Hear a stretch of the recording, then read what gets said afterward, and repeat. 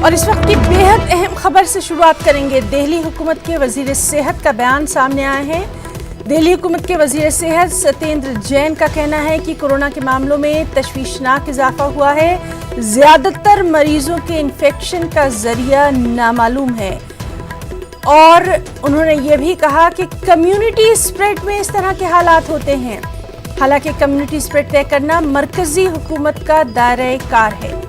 तो बेहद अहम खबर आपको बताएं कि दिल्ली में एक अहम मीटिंग का इनेकाद किया गया था। अब से कुछ देर पहले ये मीटिंग खत्म हुई है और अब दिल्ली हुकूमत के वजीर सेहत सत्येंद्र जैन का ये बयान सामने आया है, जिसमें उन्होंने कहा कि कोरोना के मामलों में तशवीशनाक इजाफा, ज्यादातर मरीजों के इन्फेक्शन का जरिया नामालूम, सबसे अहम बात कि कम्युनिटी स्प्रेड में इस तरह के हालात होते हैं, लेकिन कम्युनिटी स्प्रेड तय करना मरकजी हुकूमत का दायरे कार है।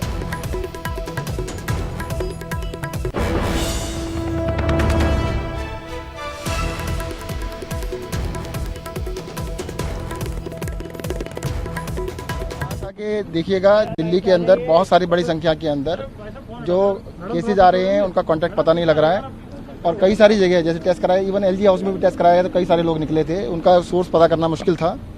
तो दिल्ली के अंदर अब हम टेक्निकलिटी में ना जाएं और कल एम्स के डायरेक्टर ने खुद कहा था कि दिल्ली के कंटेनमेंट जोन्स में कम्युनिटी स्प्रेड है, परंतु क्योंकि टेक्निकल इशू है और इसके बारे में फैसला केंद्र सरकार ही कर सकती है, वही बता सकते हैं कि कम्युनिटी स्प्रेड है या नहीं। हम तो कैसे स्प्रेड है, हम तो ये कह सकते हैं भाई स्प्रेड है, दिल्ली में बढ़ रहा है, बहुत तेजी से बढ़ रहा है। अब उसका वर्ड जो कम्युनिटी स्प्रेड वर्ड यूज करने की अधिकार तो केंद्र सरकार के पास, वही बता पाएगा। मैंने कहा था कि देखिएगा, दिल्ली के अंदर बहुत सारी बड़ी संख्या के अंदर जो केसेज आ रहे हैं उनका कॉन्टैक्ट पता नहीं लग रहा है और कई सारी जगह जैसे टेस्ट कराए, इवन एलजी हाउस में भी टेस्ट कराया गया तो कई सारे लोग निकले थे, उनका सोर्स पता करना मुश्किल था। तो दिल्ली के अंदर अब हम टेक्निकलिटी में ना जाएं और कल एम्स के डायरेक्टर ने खुद कहा था कि दिल्ली के कंटेनमेंट जोन्स में कम्युनिटी स्प्रेड है, परंतु क्योंकि टेक्निकल इशू है और इसके बारे में फैसला केंद्र सरकार ही कर सकती है, वही बता सकते हैं कि कम्युनिटी स्प्रेड है या नहीं। हम तो कैसे स्प्रेड है, हम तो ये कह सकते हैं भाई स्प्रेड है, दिल्ली में बढ़ रहा है, बहुत तेजी से बढ़ रहा है।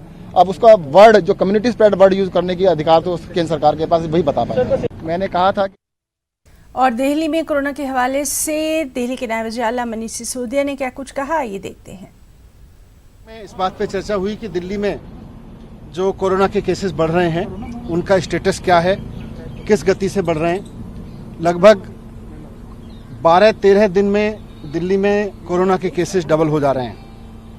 अभी जो डेटा प्रेजेंट किया गया उसमें ये बताया गया कि 30 जून तक दिल्ली में 15,000 बेड्स की आवश्यकता होगी, 15 जुलाई तक 33,000 बेड्स की आवश्यकता होगी और 31 जुलाई तक 80,000 बेड्स की आवश्यकता होगी कोरोना के मरीजों के लिए। 15 जून तक 44,000 केसेस होंगे और करीब 6,600 बेड्स की आवश्यकता होगी।